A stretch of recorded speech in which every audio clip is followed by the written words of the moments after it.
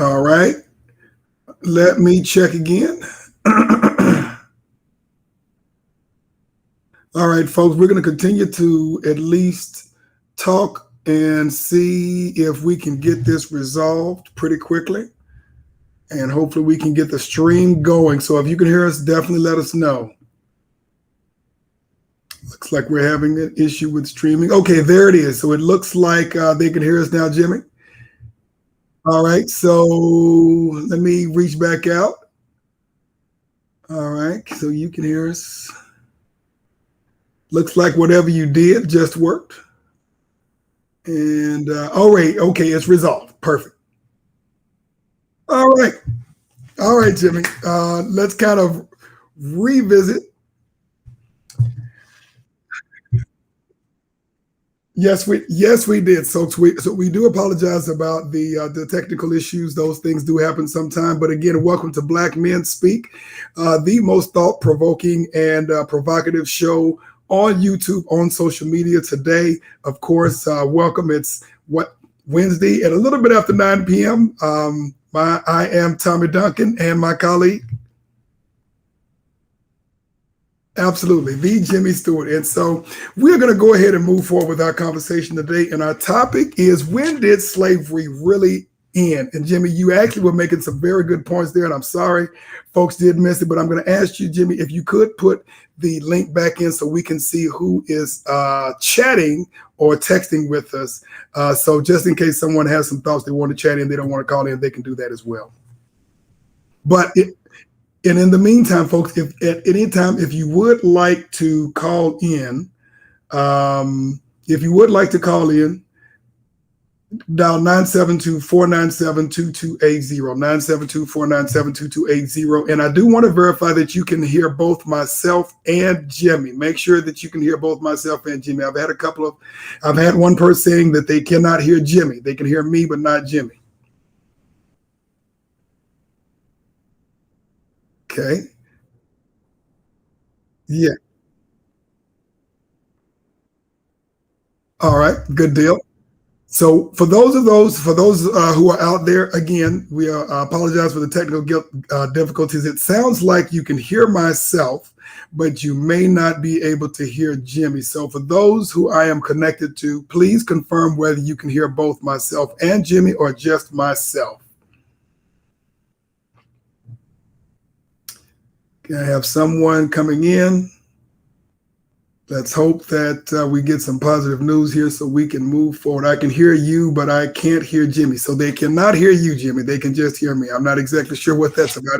It's usually they can hear you and not me. But folks, why don't we do this? While Jimmy is kind of working through some of the technical difficulties, let's kind of start talking about our topic of the day, and hopefully we can get this resolved pretty soon. So really, what we're here to talk about is, when did slavery really end? Of course, for those of you who didn't sleep through all of your history courses in high school, most folks think of slavery, or they think of the Emancipation Proclamation, which of course was signed by Abraham Lincoln in 1863, or of course the 13th Amendment that was signed into law in 1865. And then, of course, thereafter that, there were a couple of other, you had the 14th Amendment that was signed in 1866. And then, of course, the 15th Amendment that was signed in 1870, establishing, of course, protections and due process under law.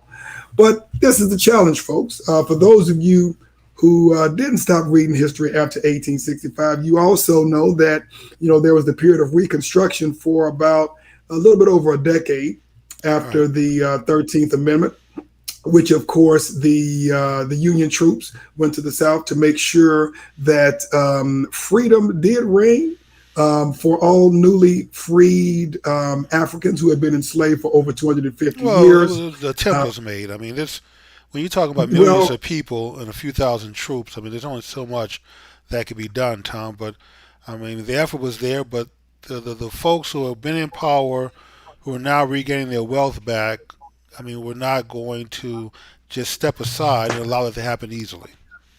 Yep.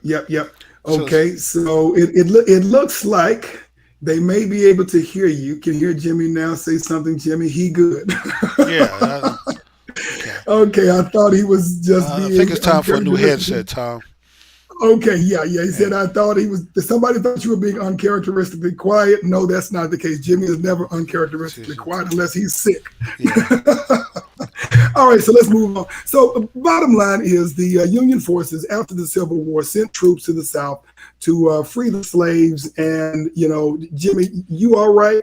There's only so much to go around, but I'm going to go ahead and let you kind of talk to that, and let's go ahead and get into the meat and the potatoes of this conversation, and Okay. then more importantly, talk about why this is still relevant today in 2021.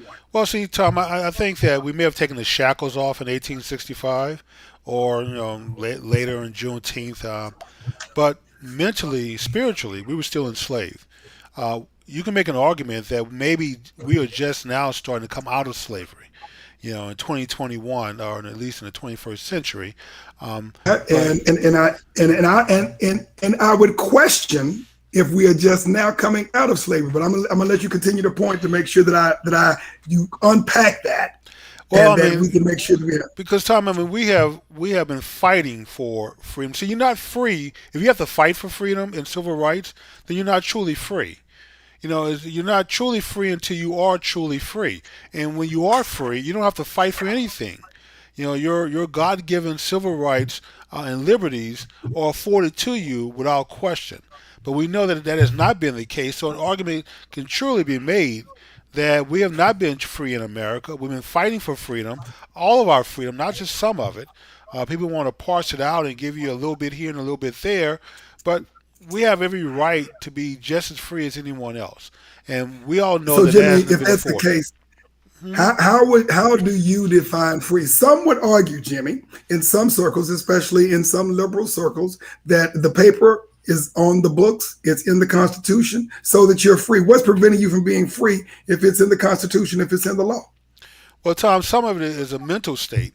I mean, like I said, the shackles have been taken off, like Cargy Woodson reminded us, but mentally we still have been enslaved.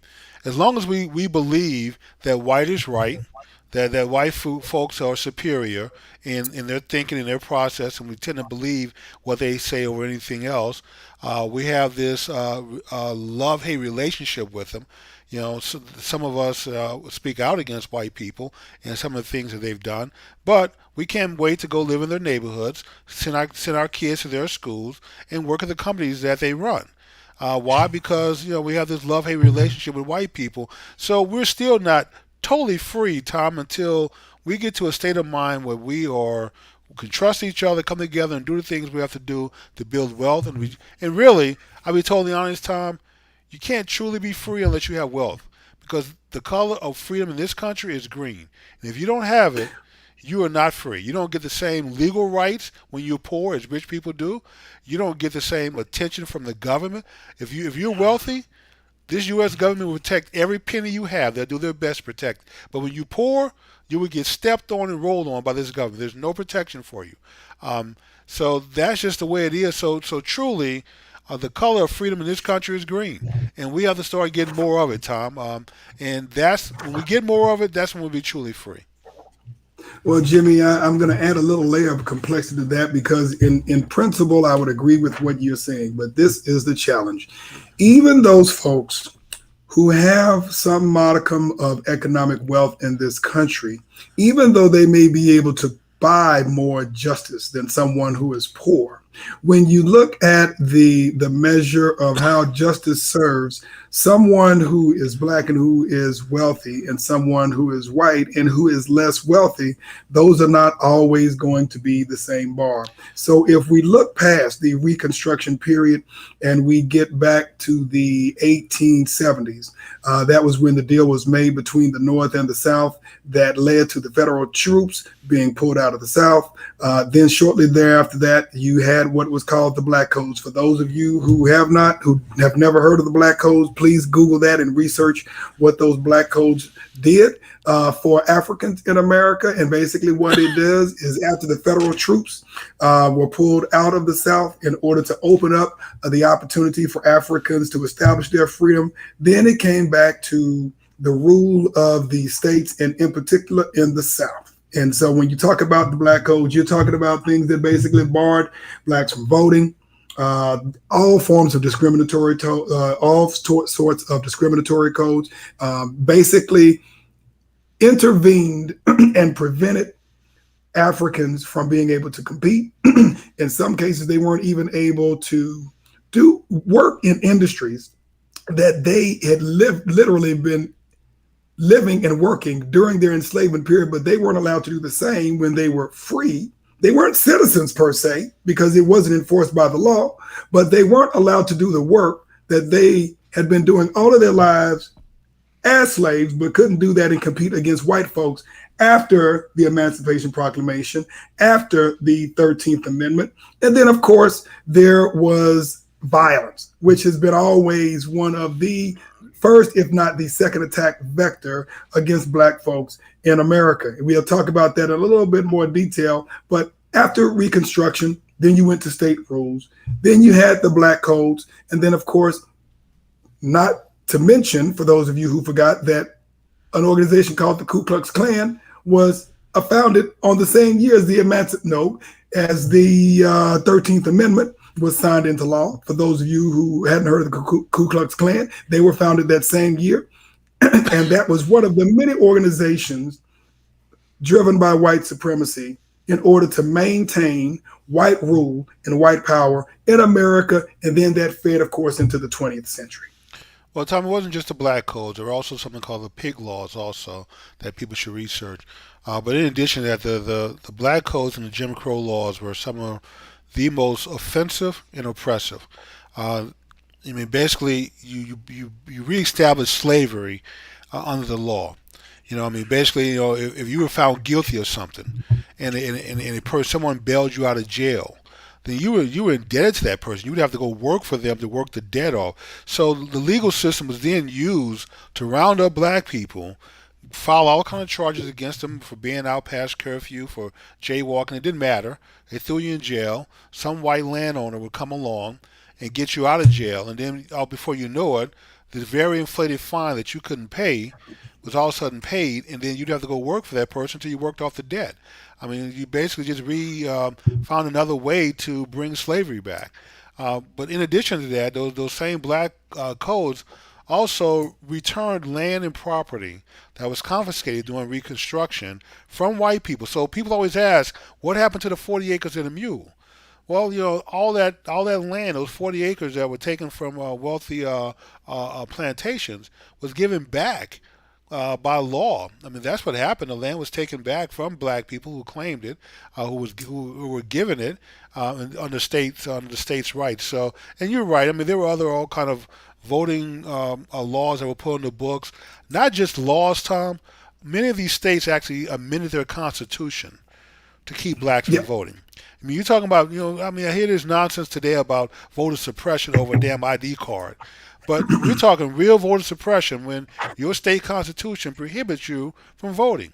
And then when they put laws in the books, Tom, to keep you from voting, you keep in mind that, I mean, they had the literary tax and the poll tax. They had some other things that they did, but there were some really ignorant white people who couldn't read either, who couldn't recite the preamble to the Constitution. These things they put in place, and so they came up with something that we come today commonly called the grandfather clause, which meant that if your grandfather could vote or voted, was legally able to vote, then that person was automatically exempt from all of the other rules that were put in place now. They knew that these were newly freed slaves for the most part, and their grandparents couldn't vote.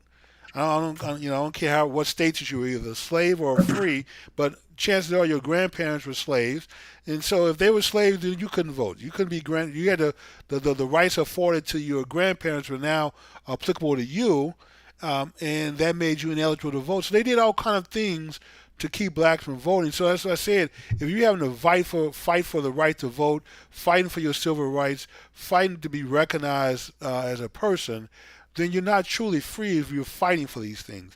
But then the other part, Tom, is that we give way too much credit and concern to what other people think. At some point we have to stop worrying about how other people view us and only concern ourselves with how we view ourselves. So we don't need white people to validate our freedom. If they don't want to accept us as free people, then fine. We need to say the hell with you. I consider myself a free person, and when I look upon my other people that look like me, then I look upon them as free people. I would agree with you, Jimmy, and and even to add on to what you were saying, to the grandfather clause. You had the literacy test, which, of course, most Africans who weren't allowed to read or write during the entire time of slavery, you had literacy tests. Of course, you had Mm-hmm. poll tax. Of course, none of them had any money. And then if you back up this, the interesting thing that most people don't realize, of course, the Emancipation Proclamation of Abraham Lincoln, and he so-called branded himself as the great emancipator. Really, his agenda was to maintain and bring the Union together more so than he did abolishing slavery. And he was more so about not expanding slavery than about abolishing slavery. But most important thing was keeping the Union together and not allowing the South to break apart, because he knew that those were going to have very severe economic consequences for the United States or the continent at that point in time, in addition to, of course, the northern states as well. But then after that, of course, everyone knows that he was assassinated. And after he was assassinated, what happens next? There's one Andrew Johnson. So as most people know, Abraham Lincoln was Republican. He was considered to be the great emancipator. He dubbed himself. Well, Well, Andrew Tom, Johnson. before we get into Andy, who did some really bad Mhm, things to black people, yes, he did. and the Indians. It wasn't just black people, but it was black people and Indians. Let's Hmm. keep in mind that Lincoln was not the first choice for the newly formed Republican Party.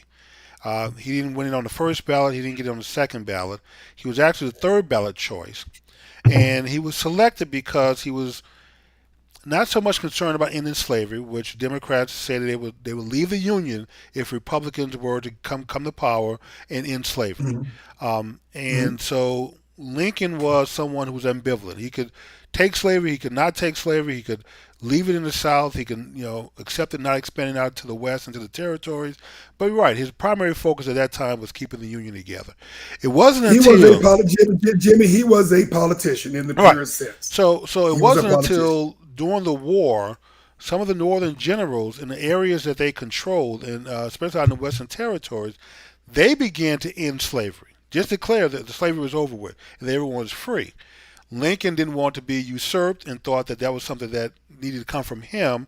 So eventually he came around to signing the Emancipation Proclamation, but the work of freeing slaves in territories that were controlled by Republican generals had already started. So he didn't want to have history, basically usurp his authority. So he stepped in. But it wasn't until after, the tail end of his administration, that he really began to do the right thing as related to black people. He was really, not someone who really, had any love affair with black people. He didn't care one way or the other, but he began to care a lot more towards the tail end of the war. So with that and the Freeman Bureau and trying to do a few things to help reconstruct black people and get them into society or allow them to go back to Africa for the ones who wanted to, and a few did and became quite successful. Those families who moved back. In fact, I think that was one of the books that we read in the book club. But really, if there was anyone who was on the side of freed slaves, it was really those generals and a few what Yes. they called radical Republicans that were in the Congress Yep. because Absolutely. what, Radical Republicans. yes, I mean, and what's radical? See, this is what bothers me about the historians. What is radical about wanting to educate slaves, get them constituted into society, get them involved in government and business? There's nothing radical about this, about trying Well, to do. Jimmy, I would agree that when you take it in the context of that period of time in history and where we was, that was considered to be a very radical idea or a very radical strategy, because quite frankly, most folks on both sides of the equations did not see Africans who had been enslaved as their equal in any kind whatsoever. Even the so-called benevolent white folks, the abolitionists, even though they may have advocated to end slavery, they still did not see those Africans as equal in any way to them as human beings. And so to have a group of people who literally were fighting to completely rebuild and enfranchise those newly freed enslaved folks and to make them a comparable part of the American fabric was considered to be a very, very radical idea because, quite frankly, most of them saw them as maybe one step or so above livestock Hey, Tom, let me ask at you that this. time. So I can understand historians at that time characterizing those who wanted to involve slaves back, I mean, freed slaves into the fabric of society. But today, historians still write and refer to those folks as radicals.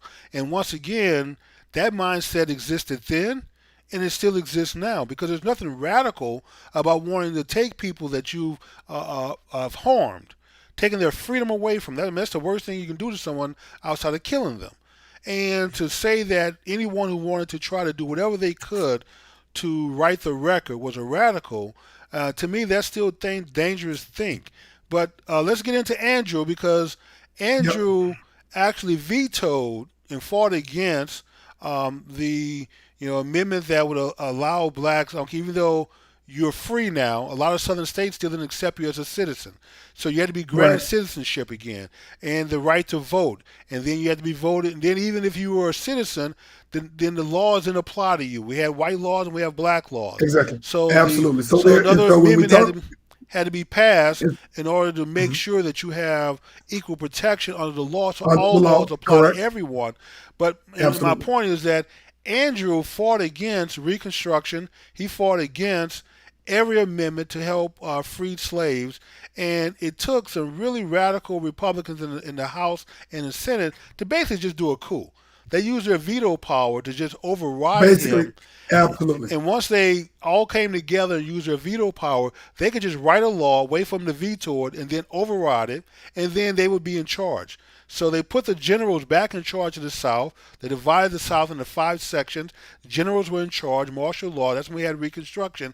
And Mhm. I think there are some historians that say it was probably the most progressive period for black people in America because In consider American history, you're going from a absolutely. slave to at least being able to participate in government. Now the KKK and others were still reaping hell on black folks. I'm not saying it was all hunky Mhm. dory and apple pie, but to go from where you were to at least to where you were going and you were heading in the right direction.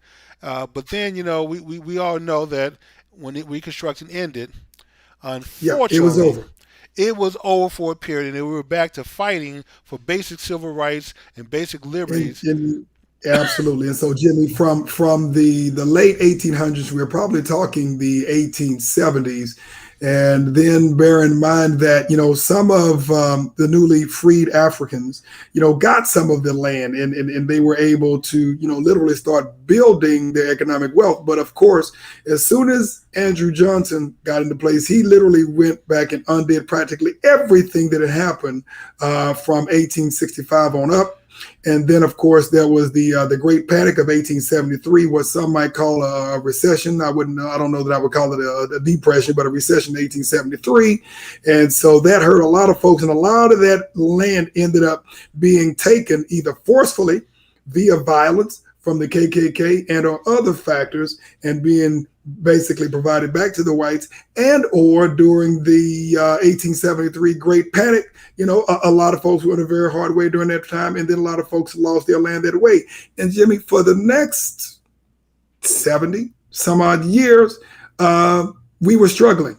We were struggling through black codes. You mentioned the pig laws. We were struggling, of course, during the early 20th century, of Right. course, through Jim Crow. And it wasn't really, let's be very clear, until the mid 60s, until America got to a point where they finally gave a semblance, we say, we got to talk about this a little more, of full protection at the federal level of voting rights and citizenship, Well, Tommy Jimmy. was on And television so, at that point. The advent of television really helped the civil rights movement.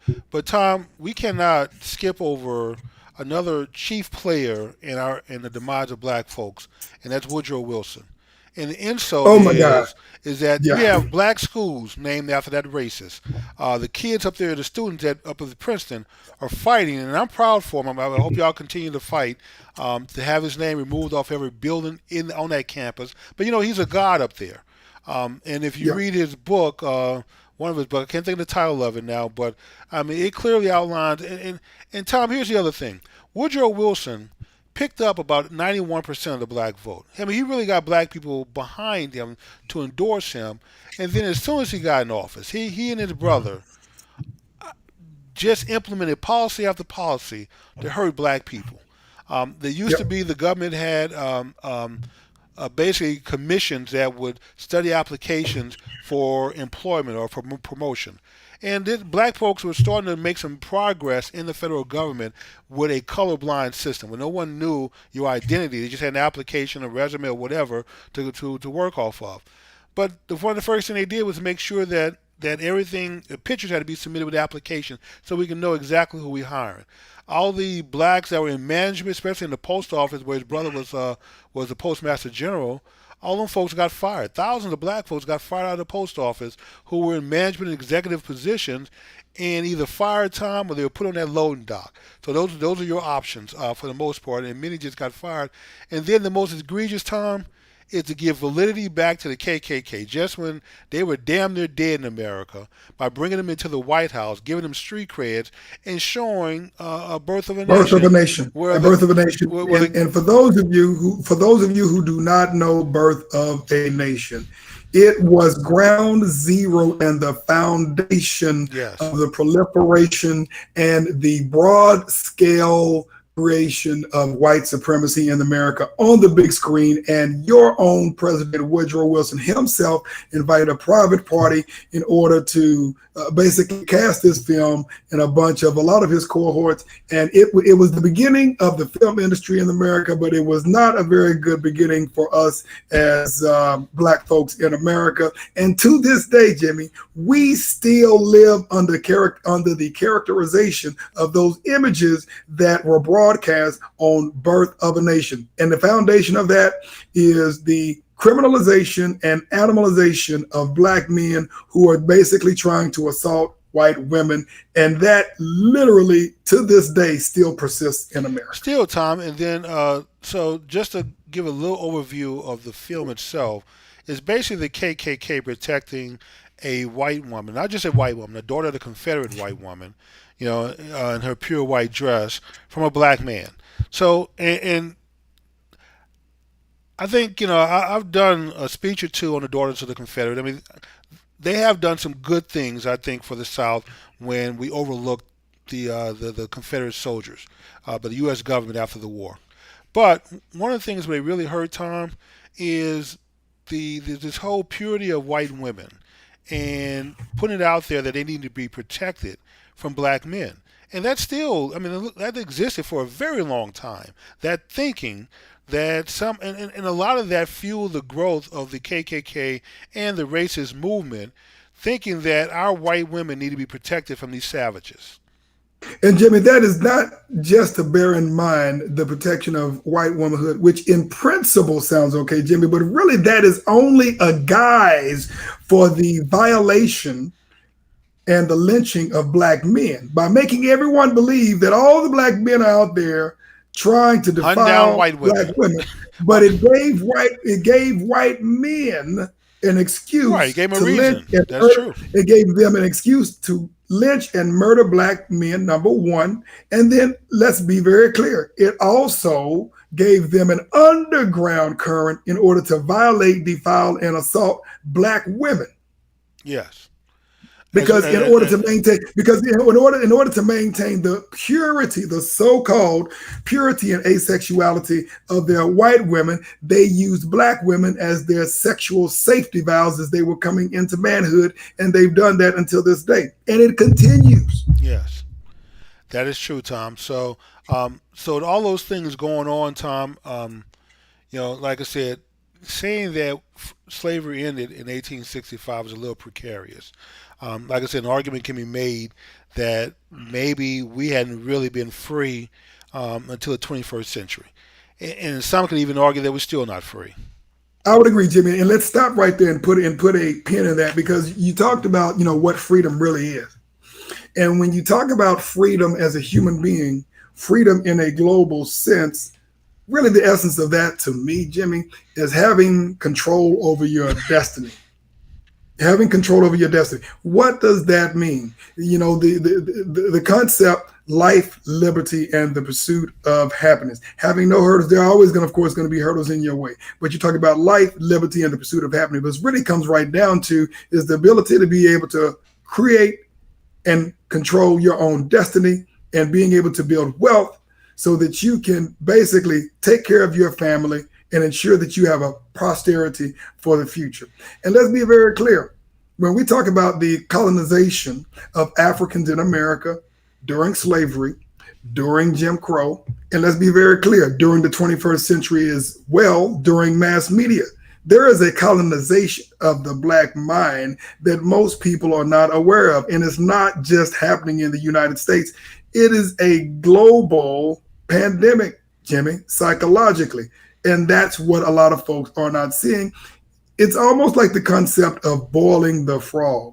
When you look at the foundation of America and the creation of what they call the mongrelization of the Black man and the over sexualization of the Black woman, that is something that has persisted to this day, Jimmy. Yes. And most people just take it for granted. But in order for you to be free, you have to have your own economy. You have to build your own wealth. More importantly, Jimmy, you can't be dependent upon another group of people for your wealth. You cannot be dependent on another group of people in order to control your destiny. That means, in essence, you cannot have some benevolent person or group of people who is going to be responsible for your destiny. And that's the point that people don't tend to focus on when you start talking about freedom. Well, Tom, that is true, and that's why we have to come together and have some serious talks. I mean, we have this thing about not airing our dirty laundry out. We don't want to admit certain things, but the reality is that we have been turned into sexual creatures. Our women have. The men are just breeders. I mean, you're popping out kids. You're not raising them. You're not supporting them. You're back to what you were 200 years ago. Just using a breeding instrument to make more slaves. So we have to at some point become serious about changing our state of mind, Tom. It's not enough that a few black people are free and have the right mindset when there's so many millions who are stuck in hell and don't realize it. Like you said, you were talking about the frog. If you have the boiling pot of water and you throw the frog in, he may jump out. But if you put him in the pot and you slowly turn the heat up, he would die in that water before he even realized that the water is boiling him to death. So this has been a slow process, Tom, a trial and error, by those who want to see the demise of black people and even see the demise of America, just so a few elites can feel elite. Because the reality is, Tom, you can't be an elite person unless you have someone that you're elite to. What sense does it make for you to claim the sort of envy what the Europeans have with their royal families and their duchesses and their countess and their dukes and and their sirs and madams and this royalty is sort of a caste system that gives you superiority over the serfs and the worker bees and the non-royal. Well, there are some people that want that here. But in order for them to feel special about their situation, they have to wreck everyone else's lives so they can look at you and feel superior. As long as you are able to function in society, even though you may not have as much as they have, you may still not feel inferior. But if your life is totally wrecked and you're looking up to these people for everything, your survival, then yeah, that's a state of mind where they really want to see the bulk of Americans, and unfortunately, that includes us.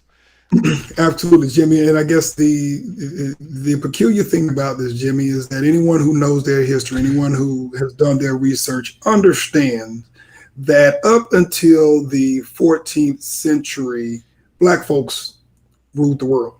Of course, the cradle and the muddle of civilization began in Africa. Yes. Up through the 14th or 15th century, when Europe uh, basically dug itself out of the depravity. But even even if we look at, for those of you who kind of speak to the Romans and the Greeks, the question is, where did they get their concept of civilization from?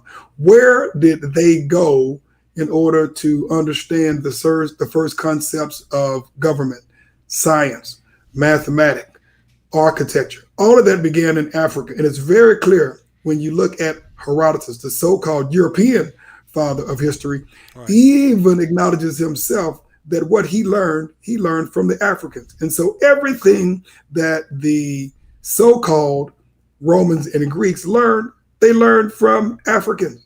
And then they built their societies. But the foundation all began with Black people. And then we introduced the Moors in the northern part of Africa. And, what they did with Spain, and introduced them to soap, and introduced them just to modern daily clean living and local governments and civilizations.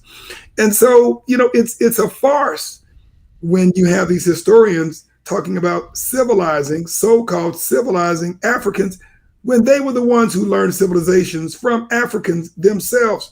And they are now trying to convince Black people that they need to civilize us. Well, Well, Tom, speak they're for not yourself. trying. They're not trying. They have, because far too many of us believe and buy into it. And you are absolutely correct. So it doesn't matter if you're talking from a religious perspective or from a science perspective. I mean, when you look at particle physics, for example, every atom is radiating energy to the next atom. I mean, that's how we transfer temperature, and we what they call normalizing things. Well, if you look at the sun as being a source of all our energy on this planet, Black people radiate energy better than anyone else. We were designed for that, to receive the energy of the sun. God made it that way. And yet, we are God's chosen people, put here first, outperformed, outlived, outsurvived all the other four human species. So, Homo sapiens are Black people from Africa. We populated this planet, and yet we walk around today as if we're fourth and fifth class citizens on a planet that we should be running, that rightfully was ours, built for us. Wasn't built for other people, built for us. And so until we understand history, Tom, and can appreciate ourselves for who we are and recognize, I'm not saying just talk it, you have to walk it. Because no one's going to take you serious when you're just talking and quietly whispering among yourselves. Because it always amazes me, Tom, if you have these kind of conversations and there are white people within earsight, how a lot of folks start whispering. They get very uncomfortable talking about coming together, trusting each other, and Black people being God's chosen people when white people are within earshot. Well, I'm here to say that it doesn't matter if you want to go from a biblical perspective, Tom, or if they want to speak from a scientific perspective. I can make an argument and win this argument every time that Black people are God's chosen people. When the Bible says, "Let us make man in our image," not only God is Black, but the angels are Black. That us was all those folks around him or her. I still believe God is a woman, but it's another story. But We've still, already had that. We've already we had that have. conversation But for our show. but Tom, everything in science, all of the mysteries of science, if you start with the perspective that dark colors radiate energy better. Dark people radiate energy better. We don't need coffee to get start our day in the morning. Step your ass outside and get some sunlight. I mean, we were designed to Absolutely. have that sunlight energize our bodies and make us healthier by producing vitamin D. Which if It is you become deficient on, you get sick. Except we absolutely. don't understand how this whole world was designed for us, and we're walking around here allowing other people to tell us that somehow it's their world and not ours. Jimmy, you're right. And I mean, it's also obviously not a coincidence that Black folks can create white folks, but white folks cannot That is create Black correct. folks unless they are co-producing with black people. But ultimately, at the end of the day, Jimmy, something that Malcolm X said a long time ago, and I'm going to kind of paraphrase this, but basically, you can't find you don't have an identity when you are seeking acceptance from someone else. Thank you. When you begin to accept yourself, you won't have to worry about begging somebody else for a job in their factory or some food out of their kitchen or sleeping with their woman, because you will be accepting yourself. And that came from Malcolm X himself, and I think probably one of the most brilliant thinkers in the history of mankind today. But that's another subject as well. Yeah. And so what we have to do, Jimmy, is we have to begin to reach within for the God within us to reclaim our mastery and reclaim our glory and reclaim our place globally. But what that is going to do is that's going to have to put a lot of folks in some very uncomfortable positions to get uncomfortable in order to get comfortable with your place on the global forefront. And at the end of the day, Jimmy, what that means, there are a couple of simple principles that I bring it down to: unity and solidarity, family, economy, and self-defense. I really call it military, but some people get uncomfortable with military. But self-defense, you have to have unity in terms of principles, in terms of who you are, where you're going. You have to have family, obviously, in order to build the foundation of the next 400 to 500 years, in order to procreate, in order to build strong foundations and strong families. Obviously, you have to have economy in order to have control over your own destiny. If we think of the day to day, we still have to eat today. We still have to put clothes on our backs today. We still have to have a place to live today. We still have to create jobs. We have to employ our own people. So you have to have economy, and you have to be able to defend yourself. That is the one thing that Black people have not been able or have not done, unfortunately, not just in the motherland, because we didn't have the need for the wars like Europeans had a need for the wars, because they didn't have access to the resources, minerals, the raw materials, so the land. They had to fight for it. Exactly. And so they created these advanced weapons in order to fight each other for materials until they came across the African. We had an abundance of everything. We lived in a land of abundance. And so we didn't have a need for these advanced weapons.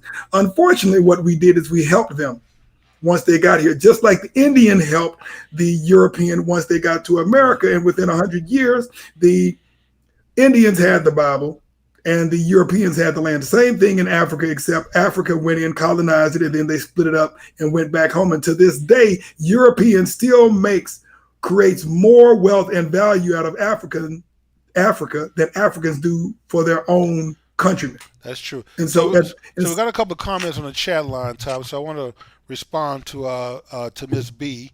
Okay. Labeled Wanzo Group. Oh yeah, and Jimmy, if anyone wants to call in, feel free to call in. Yes, we're gonna go past 10 o'clock because we started a little late. So go ahead, give the number. Call 972-497-2280. So write that down: 972-497-2280. Call in if you please. But yes, let's hear what Miss B has to say. So I want to comment and at least respond to her comment about the being fourth and fifth class citizens in a damn planet that was made for us. When I go around, and I introduce myself as the Jimmy Stewart, and I openly tell everyone who will listen that I'm probably the smartest black man in America, if not the world, and I'm not totally joking when I say that. Not smartest black man, just smartest man, Jimmy. Well, just smartest man. Well, I agree. You know what? I'm going to change my mantra, Tom, to being just that. But we have to start letting our light shine. We have to stop hiding. And so Miss B is correct. Because I know her personally, she's a great person. And she doesn't take a backseat to anyone. She's quite open about her accomplishment and things that she's done, and she should be proud of it. From raising her sons and helping them gain success, to her business and then the way she approaches life. We should stop, Tom, being ashamed of being successful. Stop being ashamed of being smart. There's nothing But Jimmy, wrong. Who created that, Jimmy? That's the whole point. Who created that? Tom, you know what? We used to go to church and we would sing this song about this little light of mine. I'm going to let it shine. And today, that light is not even shining, Tom. It's not even a flicker. We are afraid to even turn it on if white people are around. There's nothing wrong with being proud of who you are, what you've done, and what you are capable of. So, and then I say, let the world know. And here's the reason why, Tom. Because if you say you're a smart person, people are going to expect smart things from you. If you say that, hey, I'm a successful business person, then you need to have a successful business to back that up. So by declaring your talents, you're actually allowing the world to look at you and examine you to see if you're telling the truth or you're lying. And this is great feedback, because you can't be an ignorant, stupid person walking around saying that you're one of the smartest people in the damn world. Those two just don't jive. So when you speak and interact with other people, if you say, "Hey, I'm one of the smartest men in the world," you need to be able to walk the walk at that point. So, Miss B, you're absolutely correct. Those who accuse you of wanting to be white, don't listen to those fools. Continue to let your light shine very bright, and hopefully inspire others to do the things that you've done. Absolutely, absolutely. Are there any other comments on the chat line, Jimmy, other than Miss Um, B? Is there anyone else? we have Miss B for 4 comments, and then a couple of comments about the sound quality. So, Okay, good deal. We got that squared away. But yeah, and what we have to understand oh, is one more that thing, Tom, before we go, sure, I want to go back to okay, a comment that you made. So during our evolution, you're right. The Africans had so much land and resources, but never just developed a sense of ownership. The land belonged to the community, to the village. No one would plot down land and recording a deed and saying, "Hey, I own this." But Europeans didn't have that. They had very poor land. They couldn't grow enough food to feed themselves. They often went through food shortages. So they had to fight with each other over premium land as a condition. So they became a warring people much earlier than we did, out of necessity to survive. And you're right. And they used that to go out to the rest of the world to rape, plunder, and pillage every place they could find. So, and I'm sorry, I just wanted to comment on that. So go ahead. gotcha. So why don't we do this? Because I know we're going to the top of the hour. We may go a few minutes over because we had a few technical difficulties at the top. But let's kind of talk about the relevance today and what we need to do. Because the question was, when did slavery really end? And I guess the question would become, when did slavery really stop? I mean, there was legalized chattel slavery in America for over 200, up to 300 years. And then, of course, the 13th Amendment. But what did it say, Jimmy? It said that, slavery, I'll summarize it, will be abolished with the exception of punishment for crime and servitude, which means that for those who have committed a crime, slavery technically is still a reality. And for those of us who've done your research and who've done your history, you understand that we were talking a little bit earlier about the slave code. We were talking about the black code. We were talking about Jim Crow, and understanding that the foundation of law enforcement in this country was built in order to go out and capture slaves and return them back to their slave owners. And certain segments of that still persist to this day. That And when is I true, say that, Tom. I say that to mean criminalizing black men and assaulting black women. And what that means is that for the same crime, don't believe us, do your research. Black men and black women are 4 to 5 times as likely to be put in jail or to serve time for the same crime as someone who is white, number one. Number two, they're going to serve more time. And quite frankly, they will serve more time for lesser of a crime than other people. And so they have used the law against black people in America in order to suppress and over incarcerate us for things, quite frankly, that we just, whether it was somebody who was on the street and said, "You looked at me the wrong way." If a young black man by the name of Emmett Till, whistled at a woman, he was murdered. Right. He was murdered. And so ultimately, to a certain degree, slavery has always existed in America, but slavery has always existed worldwide. The question is, what do you have, or what are you willing to do in order to force the law to work for you. In order for you to force the law to work for you, you're going to have to make some very clear decisions in terms of the way that you're moving in the world collectively. And that's why I speak to unifying family, which is the foundation of everything in our existence, Yes. economy, and self defense. And that self defense is something that most of us overlook because most of us always have a tendency to um, kind of steer towards praying and kneeling. And there's nothing wrong with praying and kneeling.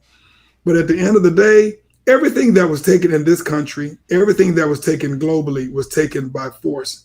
You have to be able to defend yourself. There were laws on the books, folks, that prevented Black folks from being able to carry guns, which prevented them from being able to protect themselves when the KKK, when other white supremacist groups were attacking them. It was the same reason that most of our men were imprisoned, and then white supremacists attacked households without men, and they assaulted our women, and they assaulted our children. And so, folks, I mean, we have to have some real talk about what it is we have to do if we want our children's children to not be having the same conversation that we are having today. Well, Tom, that means we're going to have a change of mindset. I mean, let's face it. The reason these things happen to us because we allow them to happen to us. You know, we're easy victims. Politically, we give most of our support to one party that don't give a damn, and the other party don't fight. But in order to change that politically, we need to split our vote to have parties fighting. Not to say they have to like us or love us, but at least have them fight for your vote. So as long as you give it away, then we're not going to achieve anything politically. Socially, fathers need to go back home and start taking care of their children. This is a sad example of time when fathers are not in the household. This is the most nefarious, egregious thing that can happen to a Black child to grow up without a father. And we have far too many. And then to just accept millions of Black people sitting up in jails and prisons, rotting away. You know, and we don't give it a second thought, Tom. We don't, we complain a little bit about the system, but really, I'll pose it this way. Whatever the number is, I lost count. 2.5 million Black folks sitting up in jail, prison, somewhere around Yeah, there. 40%, 40% are Black. 2.6 million, whatever the number is. Yep, 2.6 million. If it was 2.5 million successful white people sitting up in prison, what would the response be from the white successful group in America? Will they just sit back and let that many of their people sit up in prison? No, No, I don't think so. There'll be all kind of reforms going on to correct whatever system was in place that allow for 2.5 million successful white people to be sitting up in prison. And first of all, the judge wouldn't even, if you're a successful white person, you're most likely to get some kind of lenience because the mindset would be it's a shame to put a person with your talents in jail. Versus someone that you think is just a thug and a criminal and an animal who needs to be in jail. And you're right, you may be in that courtroom for the same charges, but it's how the system perceives you. So one of the things we need to do is get involved. We need to vote. Stop not voting and getting involved. These judgeships are very important.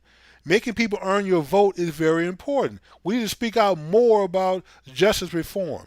Not just when one person, that we know, a friend, is wrongly incarcerated or a Black person is killed by a cop.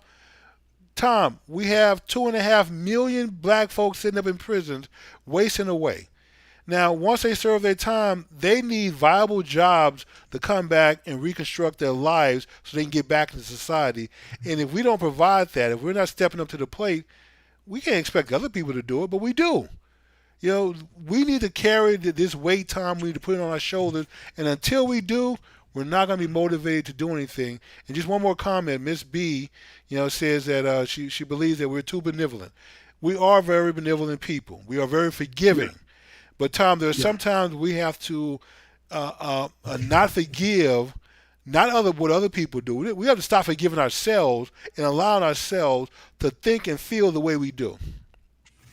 I would agree, Jimmy. And I would say that in terms of those segments, I have a tendency to align with you. I mean, there's something I'd like to go back. We're talking about the political strategy. There's something that Bob Johnson said a long time ago, I don't you shouldn't have any permanent friends or permanent enemies, but permanent interests. And so when it comes to politics, I would agree with you in terms of identifying what our strategy is and not aligning that with the political party per se, but identifying what it is that we need for the next 50 years and determining what political strategy is going to best meet our interest, whether that be Democrat, whether that be Republican, whether that be independent, whether, as Malcolm says, you keep the gun loaded and make sure that you know when it's time to shoot that you shoot straight, but not having permanent friends or permanent enemies in any party, but having permanent interests. And with that being said, folks, you have to have interest. You have to understand what your priorities are, what it is you're trying to do. When it comes to socially, Jimmy, you and I have talked about this multiple times.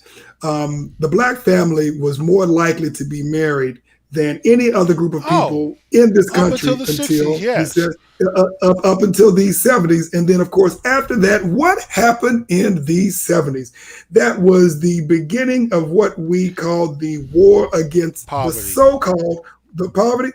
the war on Well, drugs, yeah, the you're war on right. poverty. Yeah, exactly. So basically, what you're talking about is you got fathers being replaced by a paycheck from the government. Then you Yes. had the so-called war on poverty, which was nothing more than a war on black people after they infiltrated black communities with drugs, and then they infiltrated black communities with the guns, and they started destroying themselves. Well, Tom, the And drug and so, alcohol was to placate you. You know, you can't if you don't do that, these people are gonna get upset and rise up against you. So absolutely you have to keep them drugged in order to keep them acceptable with their condition.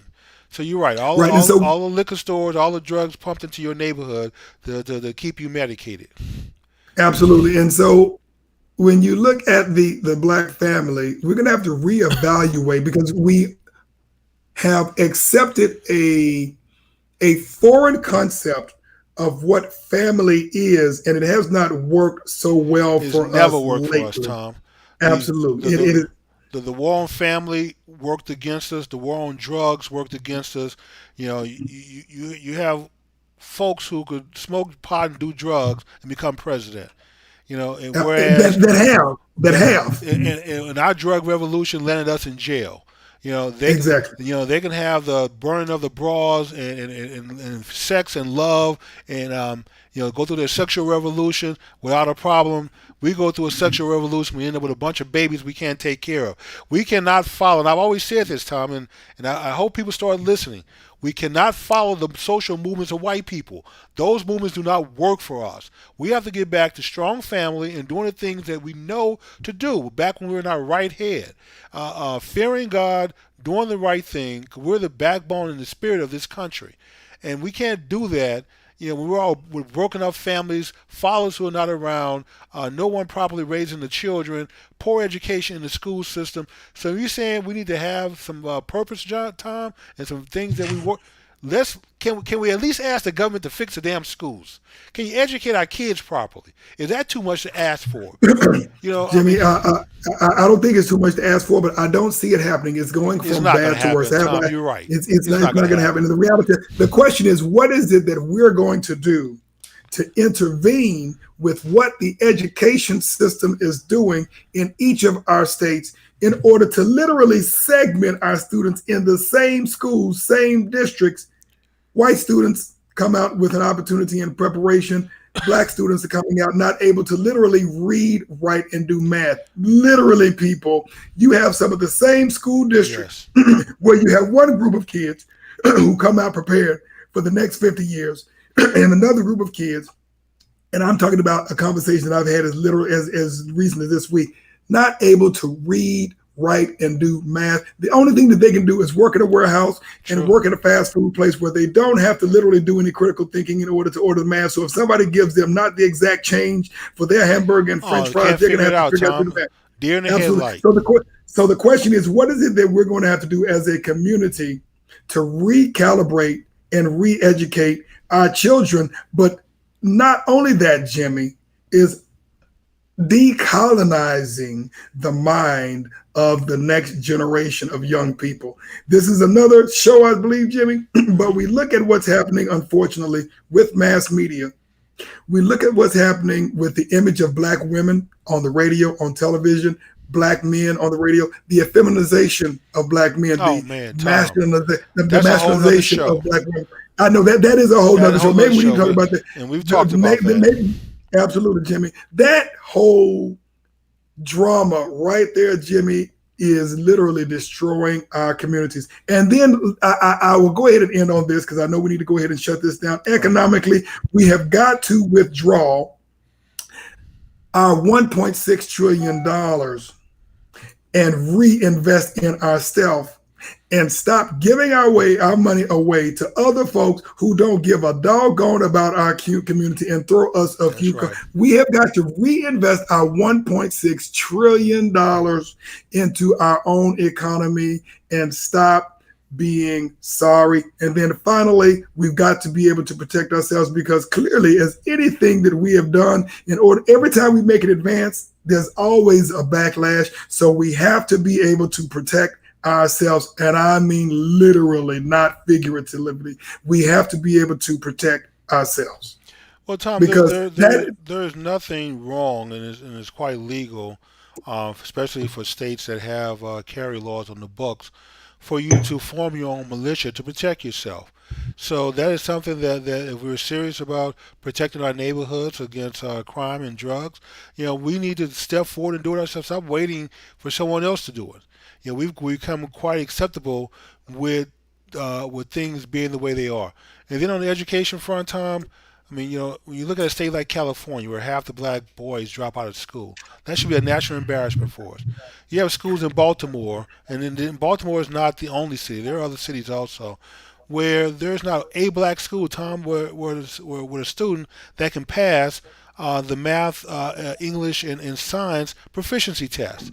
I mean, this is a shame that with a city that large, you can't, and in the black schools, there's not one student that can pass the state exam. And we accept this, Tom. We put up and accept too much nonsense.